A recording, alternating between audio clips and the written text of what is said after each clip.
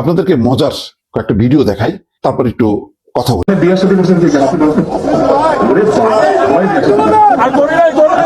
যারা সংসার করছেন, একা স্ত্রী বা স্বামী একা সংসার করতে পারে, দুজনের সহযোগিতা লাগে না, একজনকে আরেকজন সহযোগিতা লাগে। এখন স্ত্রীর জন্য যদি সরকার থেকে একটা ব্যবস্থা করে, তাহলে তো আপনার জন্য অসুবিধা, আপনার জন্য সুবিধা, আপনাদের বলছে আপনার জন্য এই কাজটি আমরা করতে চাই। দেখলেন,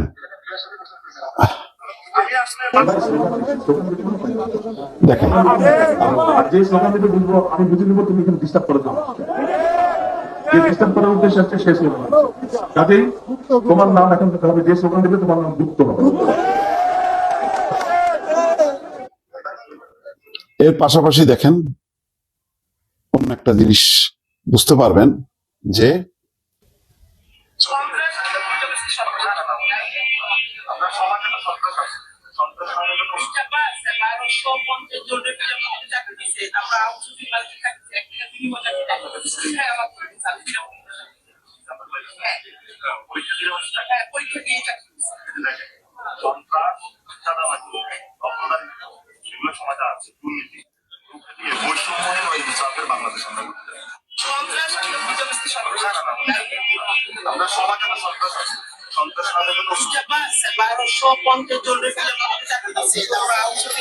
বুঝতে পারছেন, এই যে নাসিরউদ্দিন পাটোয়ারি, এর আগেও বলছি, নেগেটিভ একটা প্রচার মির্জা আব্বাসকে সেখানে সন্ত্রাস, চাঁদাবাজ এগুলোর জন্য দায়ী করছে। আসলে সেই এলাকারই ভোটাররা দেখেন বলছে যে তার দ্বারা তো আমরা উপকৃত হয়েছি, এবং এটাও তার কাছে একটা বিস্ময়।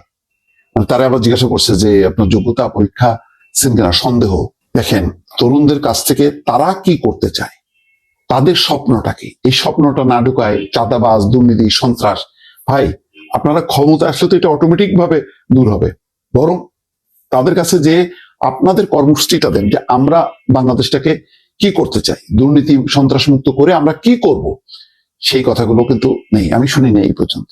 বারবার এটাকে চাঁদাবাজ মুক্ত করতে হবে, করতে হবে, মানে মনে হচ্ছে যেন একেবারে মির্জা আব্বাসের চাঁদাবাজিতে অস্থির সব মানে এলাকা ছেড়ে পালায় যাচ্ছে, এরকম অবস্থা। এই নেগেটিভ, মানে আমি অন্যায় করিনি কিন্তু তাকে বলছে যে সে খুন করছে, সে খুন করছে, খুনি খুনি খুনি বলে স্টাবলিশ করা হচ্ছে। এটা হচ্ছে নেগেটিভ প্রচার।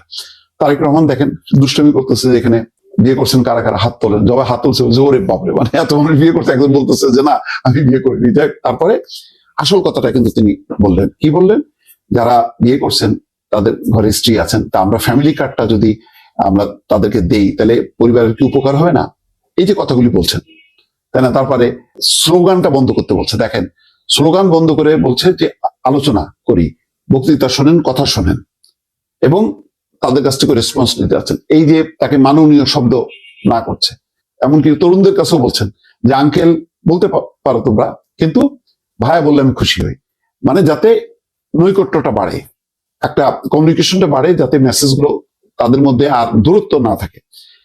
এই যে একটা চমকগুলো, আমি চিন্তা করতেছি এই কথাগুলো, যে কথাগুলি তারেক রহমান বলছেন, এই কথাগুলো তো এই তরুণ নেতারা মাঠে ময়দানে যে বলে, কিন্তু মাঠে ময়দানে দেখেন তাদের প্রত্যেকেই এই ঋণ খেলাপিদেরকে স্থান হবে না, বাংলাদেশে ওখানে হবে না, তা হবে না, এগুলি তো সব, এগুলি কখন হবে না, যখন আপনি সরকারে যাবেন, আপনি বলেন যে আমরা, কিন্তু আপনি শুরুতেই একটা পক্ষকে হিট করে আপনি করতেছেন, এক ধরনের উস্কানিমূলক বক্তব্য। কিন্তু কে ঋণ খেলাপি, কে সন্ত্রাসী, আপনি ক্ষমতায় যে বলেন যে আমাদের সময় আমরা ঋণ খেলাপ মুক্ত রাখবো, আমরা এই করবো সেই করবো, আপনাদের স্বপ্নটা কি? আপনি তো প্রতিপক্ষকে আক্রমণ করতেছেন এবং সেগুলি প্রমাণিত না, কিন্তু আপনি কি করবেন সেটা কিন্তু বলতেছেন না। কিন্তু তারেক রহমান দেখেন প্রত্যেকটা প্রোগ্রামে যে সে কি করতে চায়, তার স্বপ্ন কি, ওই যে আই হ্যাভ এ প্ল্যান, সেই প্ল্যানের কথা কিন্তু তিনি বলতেছেন।